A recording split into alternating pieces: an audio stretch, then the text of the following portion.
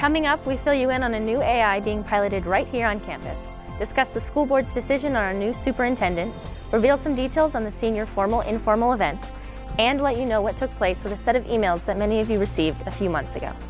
Stay tuned, you're watching WROR TV.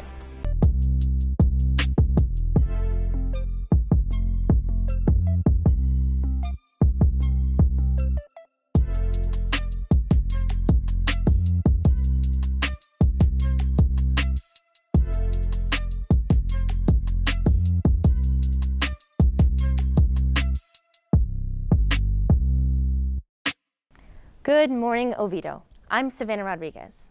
We're 2 weeks away from spring break. It's the first day of March, and we're bringing in the month like the lions that we are, because we're kicking off the month with Spring Week. Today's theme is USA Day, so I hope you're looking patriotic. If you forgot about today's theme and want to be prepared for the days ahead, we'll remind you about each day's theme later on. But first, let's get to this week's question on social media.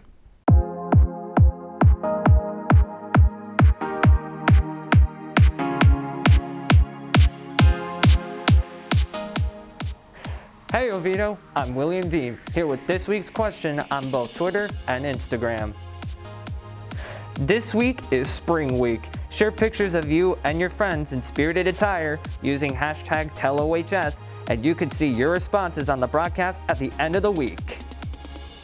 That's it for me. Let's get back over to the studio. Recently, Oviedo High became the pilot site in Seminole County for a new AI program. Zero Eyes uses video analytics to detect the presence of weapons on campus. For more on how this new program works and how it can assist law enforcement in a dangerous situation, here's reporter Brianna Babona.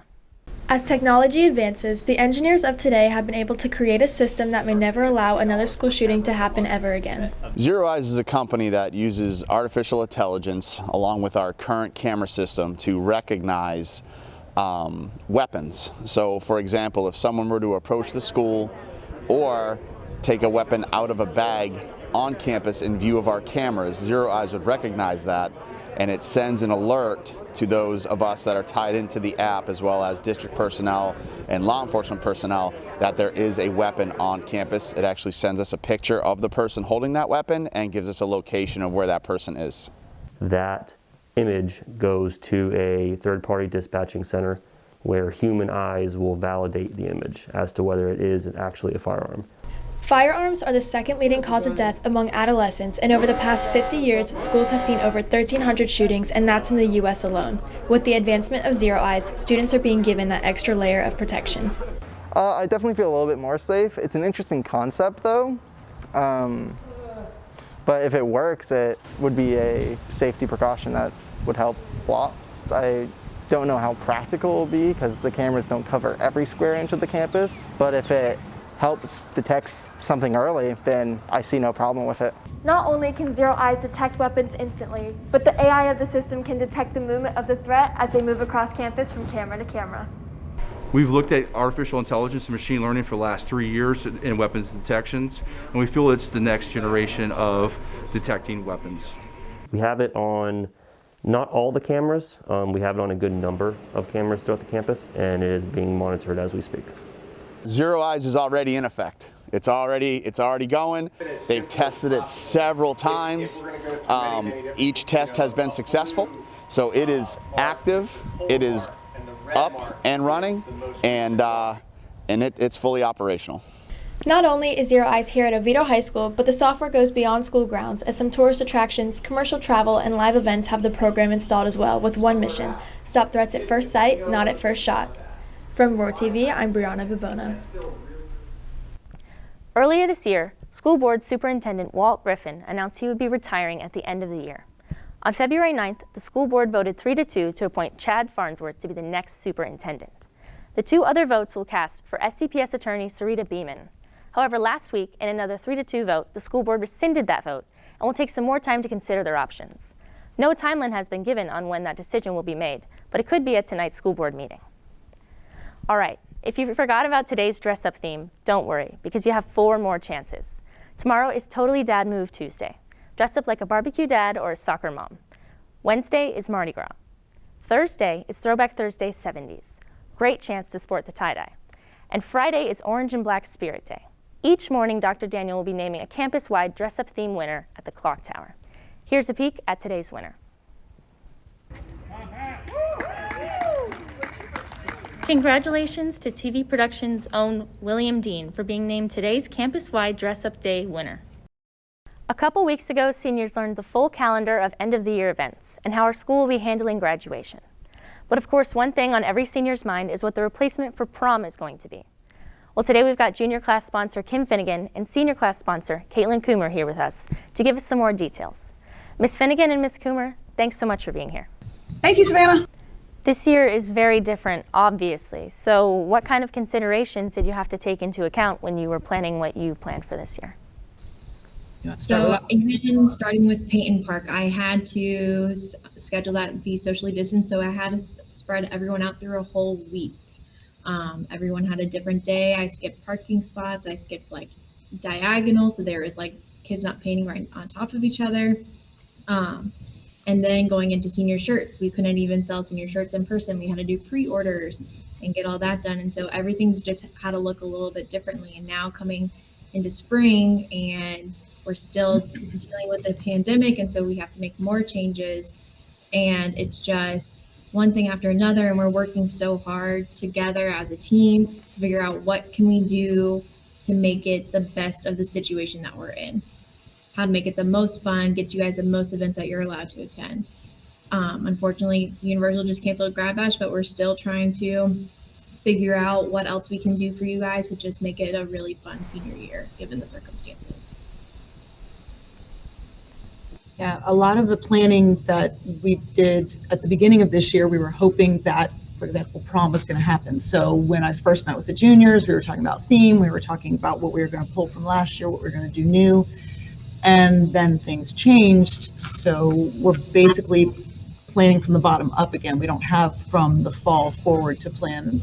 So a lot of our planning this year has been scrambling to adjust, but to still make things as memorable as possible, since this is their last year, and they didn't get a lot of the stuff last year because they were juniors and because of everything that was starting. So this group of seniors has missed a lot. So we're trying to make that as memorable and less painful than last year. So the formal and informal event that's listed on the calendar, what details can you give us about that? So we're trying to make this senior formal, informal event as accessible as possible, but still make it something memorable, still make it something beautiful, still make it something that's special, exclusive for these seniors. So we are doing it outside. We will have tents. It will be April 10th at Oviedo on the Park. We will be setting up photo taking stations, which is what the kids always do anyways. They go to Oviedo on the Park, they go to Winter Springs, Cranes Roost to get pictures. But the difference this year is it's reserved only for Oviedo seniors. So there won't be other schools vying. They won't be fighting for parking spaces because we will have that entire amphitheater and the park in front of it rented. We're still working on exact times, but there will be a time for photos, a sit-down dinner, and then there will be activities after that are still in development, but we're trying to do more than just, hey, come on, sit down for a dinner, enjoy your friends, and then leave. So we're trying to do some other things. We'll still do a court. The dress, we tried to leave it open to formal, informal, because again, a lot of the juniors purchased their dresses last year. The guys still might want to dress up, so we want that option open. But at the same time, other people may not want to go purchase a dress. So as long as they're dressy and not, cutoffs, jeans, t-shirts, and that sort of thing, we wanted to leave that open so everybody could kind of be in their comfort zone. We're still doing, served meals and all that kind of stuff. We'll have music, just not dancing. And like I said, we'll make it as beautiful and glamorous as possible with what we have. But we have to consider, the majority of the kids and try to keep it under, $50-$60 for a ticket, as opposed to $120 to $150 that it would have been if we kept it at the hotel for just a meal. We will transform the area. It's not going to be open fields and picnics on the ground. It will look like a special event, and it will be just for Oviedo seniors. Great. Well, Ms. Finnegan and Ms. Coomer, thanks so much for your time, and we appreciate all you're working to do to put everything together this year. On the topic of the senior class, last Thursday, some of our highest achieving seniors were recognized at Honors Graduate Night. This was an event to recognize seniors who have a 4.0 GPA. But the seniors weren't the only ones being recognized. Each student was able to recognize a teacher who had an impact on them during their time at Oviedo. This was the second year Oviedo High has done an Honor Graduate Night, but the first time the school has been able to hold the ceremony. Last week, all of our fall sports teams wrapped up their season, and spring sports is in full swing. Here's a rundown of what's happening in the world of Oviedo athletics in today's O-Town Sports Report.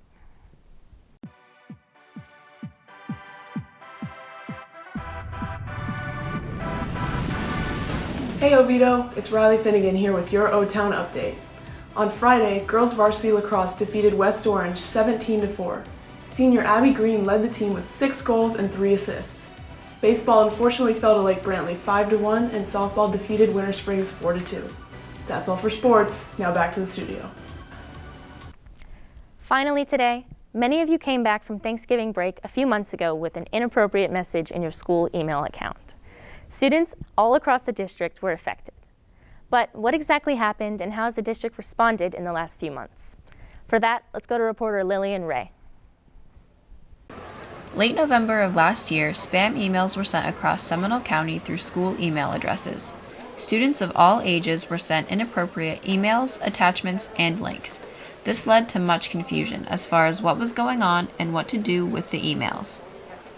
I honestly was just more confused than anything. I really didn't know what was going on, and I saw the emails to not click anything, so I tried not to. The spam emails kept on going. There were ones where it was like, do you want to meet up somewhere?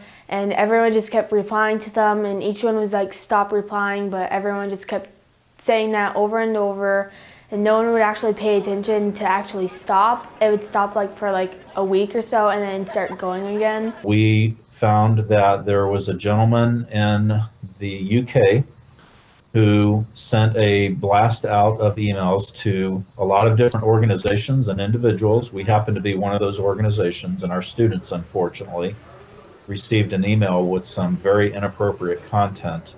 But when some of our students decided to reply all and maybe in some cases forward it to other people, that's really where some students started to create a little bit more of a problem than what it should have been. As uncontrollable as the situation seemed, eventually the county was able to put a stop to the spams. At this point in time, we have shut down, for the most part, emails coming from external accounts. The problem is that we can't identify every email account out there that they need to have messages being sent to them. So I would suggest that juniors and seniors at Oviedo High School and around the district start transitioning to a personal email. Since November, the emails have stopped, but the confusion and speculation is still lingering among students. There were kids that were talking about it at school. On the announcements, they told everyone to just delete them, and everyone deleted them, and it was pretty much good then. I just wanted to know what was going on. I wish they had explained that more. With new systems in place to prevent spams like this from happening again, our Seminole County emails are now back to normal with safe communication between teachers and students. For WROR-TV, I'm Lillian Ray, reporting.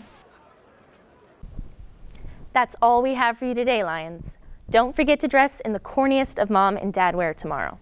Also, for that formal-informal event at Oviedo in the Park, we're going to announce the theme on tomorrow's show, so be sure to tune in.